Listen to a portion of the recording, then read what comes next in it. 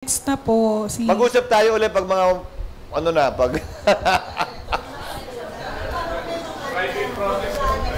ano? Kung may mag? Meron na, di ba? Meron na, di ba? E di, kakausapin namin sila na kahit anong rally, illegal ang gagawin namin. Kung talagang gusto nilang ma-impeach si VP Sara, kailangan namin gawin ito ng tama. Pag ginawa namin ito ng mali, parang binibigyan lamang namin ng armas. Kung sundin namin sila talaga, parang binigyan lamang namin ng armas at bala yung nasasakdal para questionin ito, i-reverse kung ano man ang ginagawa namin. Hindi ganun yun. Okay, next, Mav. Hi, sir. Sir, you mentioned kanina na pag-uusapan na rin po yung budget. Sir, may ballpark figure na how much the Senate will spend? Actually, may nakita akong proposed budget na in-strike down ko agad kasi gusto nilang pakainin lahat ng nandun. Sabi ko, hindi naman kailangan pakainin yan. Kanya-kanyang kain yan. Parang nag-impeachment lang, kailangan ng pakainin lahat ng empleyado. Hindi naman ganun yun. Hindi naman namin ginagawa yun.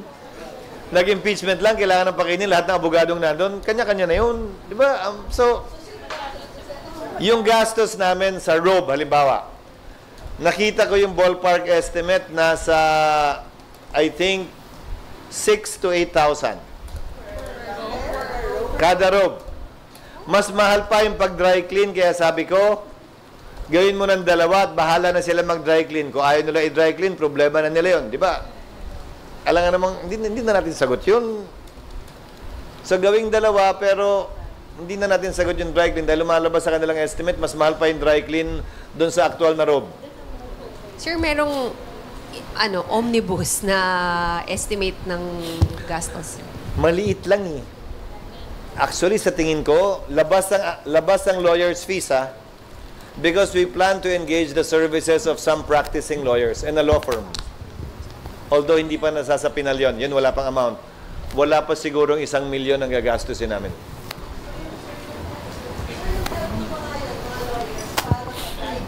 Ang Senado. At saka para in case may conflict ang Solicitor General's Office, kaugnay ng posisyon ng Kamara bilang prosecutors, di ba? At ng Senado, may sarili na kaming abogadong nakahanda na. Hindi kami mapipilay, kumbaga. Kaya kailangan namin ng sarili naming law firm na i-engage. Kasi tandaan mo, sa kaso ng impeachment, prosecutor ang House eh. So ayaw naman namin lagay sa alanganin ng Solgen, pipili siya ng kakampihan kung kami nagtutunggali. Sir,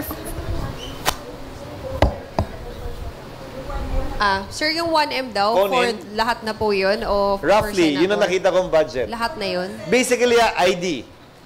Robe. Basically, robe, ID. Yung ID sa mga papasok. Yung sistemang yon gagawin namin. May honoraria, pero hindi pa namin alam kung ilan yon. At yung lawyer's fees, yun ang wala pa. Pero yung basic preparations, yung lamesa, yung ganon, mga 1 lang. Kasi yung kuryente, ganon din naman eh. Yung aircon, ganon din naman. Yung tubig, ganon din naman. Pareho lang eh. Hindi naman magbabago. Hindi naman namin kailangan dagdagan pa yun eh.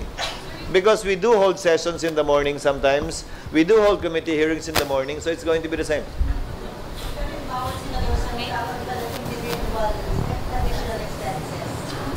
Bawat senator, sir, magkakaroon pa ng individual additional expenses. Chargeable na sa offices nila yun. Chargeable na sa offices nila yun. Because most, if not all, senators have lawyers. Most, if not all, senators have law firms retained to advise them on legal matters. So, kasama na yun. Sa budget nila, hindi na kami maglalabas ng dagdag pera pa doon. Okay, next, RG. Sir, mag-iiba lang ako ng topic. May balak ba kayong Ay, awa ng Diyos. May balak ka bang idemanda si former President Duterte or ireklamo siya sa NBI kaugnay dun sa kill remarks niya the other day? Kasi di ba dapat kayong magdidemanda or magrereklamo? Hindi totoo yun. Sasagot muna ako bilang abogado. There are only certain private crimes that you need a private complainant before a case can be filed. These crimes can be summarized by the acronym KASARA. Nung nag-aaral pa ako, kasarap sinasabi ko. Para matandaan ko lang. Concubinage, adultery, seduction, abduction, rape, acts of lasciviousness. These are the private crimes that the complainant actually has to file a complaint. Pag hindi siya nagreklamo, hindi pwede magdemanda ang piskal. Hindi naman kasama sa kasara yun eh. So, the fiscal can file this regardless of the presence or absence of a complaint from the supposedly threatened party. Hindi para sa akin na sabihing tama o mali yun, pero may karapatan silang gawin yun. Hindi. Para sa akin, I don't feel alluded to. Para hindi ko naman naramdaman na isa ako dun sa 15. Hindi ko alam kung sino, pero parang hindi naman yata ako kasama dun.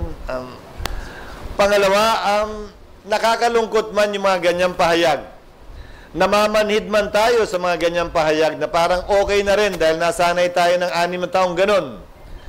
Sana kung may sagot man doon, kung may buwelta man doon, kung may sukli man yun, siguro sa balota na lang natin tingnan sa pamamagitan ng ating mga kababayan. At wag na sa pamamagitan ng demanda. Personally, sa party ko. But I cannot speak for the other senators, neither am I speaking for the Senate because we have not talked about this matter. But I don't think any of the senators actually felt threatened by that remark. I just saw a few of them during the birthday of a senator and that was not even talked about. Okay. Sir, last question na. Yung favorite topic ko po. Sir, update sa new Senate building, please. Asan ka na ba? GMA, sir. You know it? Ano you know it? Anong update na bago ba? Nag-inspect ako. Di ko ba nasasabi yan? Ayun yung... Wala pa eh. Wala pa yung final amount namin. But it'll be less than 31 billion for sure. Because that's the maximum amount pegged by our experts. And the dates remain the same. Earliest will be December 2026. Latest will be December 2027. Kaya lang marami pang kailangan gawin. Dagdag parking pa dahil kung hindi, sa malayo na yung MOA doon para mag-park kayo eh. So, ayun. May gagawin pa kaming parking. Tatanggalin yung mga bol-bol na mga wire doon sa harap. At ayusin namin yung security arrangements pa nung Senado dahil wala pang plano kaugnay nun. So yun sa inspection mo, sir, yun yung mga nakitang i-adjust? Oo, yun pa yung mga kailangan idagdag. At kailangan baguhin din yung entrance sa likod para yung access mas madali para sa lahat kesa sa harap dadaan dahil sobrang traffic doon. Sir, going back to the impeachment, between now, last promise. No, it's okay. Between now and June 2 or in the start of the trial, emotion is expected to be very high. And there are already senators who expressed their opinion that they're gonna acquit VP Sara. Are you going to sanction? Will the Senate impeachment court is going to sanction? Although that's, I understand it's in the rules. But are you going to personally pursue it? No, I have been reminding members of the Senate now and those who are running, and I will continue to remind those who are running and that I will meet and the incumbent members of the 19th Senate, 19th Congress, to refrain from, iwasan sana, na gawin yun. Sila rin naman yung maiipit eh. Ulitin ko, paano sila makakapagbigay ng posisyon, desisyon at pasya, wala pa naman kaming nakikita ni isang pirasong ebidensyang tinatanggap ng korte. Intayin muna namin dapat yon. Regardless of their current political affiliations. Tiyak ko naman may mga inclination kayo eh. Kung sino ang papabor sa kanya, sino ang boboto laban sa kanya. Di ba, base na lamang sa kulay na dinadala ng partido nila. Pero sana iwasan pa rin. Mahalaga para sa akin na maging patas, parehas yung proseso. Hindi yung outcome. Higit na mahalaga sa akin na magawaran namin ng hustisya ang nasasakdal at ang nagrereklamo. Hindi kung mananalo sila o matatalo sila. In the meantime, naghahanda kami. Ako nga mismo na abogado, matagal lang hindi nagpa-practice, nag-aaral ako ngayon. Yun din siguro ang paalala ko sa mga miyembro ng Senado, abogado man o hindi, na magsimula na rin mag-aral. At ito rin ang panawagan ko kung sakasakali sa mga party ng kaso, the prosecutors and the lawyers for the defense at yung nasasakdal mismo. Gamitin nila itong panahong to para maghanda. Wala kaming tatanggapin hanggat maaari na puwang para mag-delay once nagsimula ito. Dahil nga, ang haba na ng panahon para mag-prepare. Hindi pa man namin napapadala ang kopya ng summons at impeachment complaint sa nasasakdal. Available naman na yung kopya eh. Madali at pwede ng paghandaan ngayon pa lang. Sa katunayan, kino-question na nga nila sa Korte Suprema eh. So hindi nila pwedeng sabihin kulang ang panahon nila para maghanda sa sagot ha. Dapat pag nagsimula itong prosesong ito, tuloy-tuloy na at wala kaming papahintulutan na anumang dilatory tactic mula sa magkabilang panig. Na keso hindi kami handa, keso wala pa ito, ngayon na nila dapat ginagawa lahat ng yan. Last two questions from Ms. Ellie tsaka Nympha Ravelo. Baka naman pinipilit ka lang, kung wala na, kakain na tayo. Sir, may mga lawmakers na kinoconsider na yung mga social media platforms, pakuhanin na ng congressional franchise to operate para daw matiyak na nagko-comply sila sa mga existing laws. Do you support that? Wala yan sa ilalim ng batas ngayon. Kung i-require yan, kailangan magpasa ng panibagong batas. Pangalawa, parang ikaw, reporter ka, kailangan bang kumuha ng congressional franchise? Hiwalay sa stasyon mo? No, Hindi, di ba? Pero sa kasalukuyang teknolohiya kasi, pwede ka nang mag-vlog ng sarili mo lang. So by analogy, ganun ba talaga yung gusto natin? Gusto ba nating limitahan yung nagbibigay sa atin ng impormasyon o gusto nating dumami yon?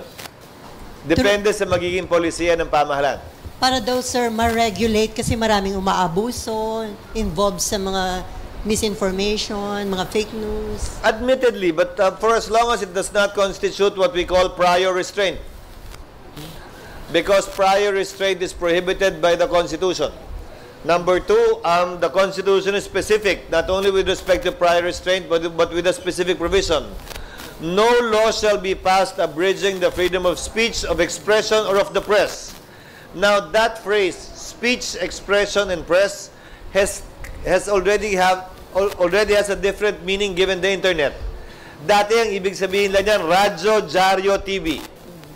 Ngayon, malawak na ang ibig sabihin niyan dahil sa internet at iba't ibang social media platforms. So, it will have to stand constitutional scrutiny kung ano man yung batas na ipapasa ng Kamara kaugnay sa bagay na yan. But with one glimmer of hope, sino mang mahilig sa social media, at halos lahat tayo yun, tinamaan na rin naman tayo ng fake news eh. Whether sumakay tayo sa isang balitang pinaniwalaan natin tungkol sa atin o sa ibang tao man. So mapanuri na rin naman lahat ng mahilig sa social media. At siguro napakaliit ng tingin natin sa ating mga kababayan para sabihin lamang na sila'y lumulukso, tumatalon at sumasakay agad sa anumang nababasa nilang balita, saan man galing ito. I think we should not belittle our people in relation to being discerning when it comes to news coming from social media.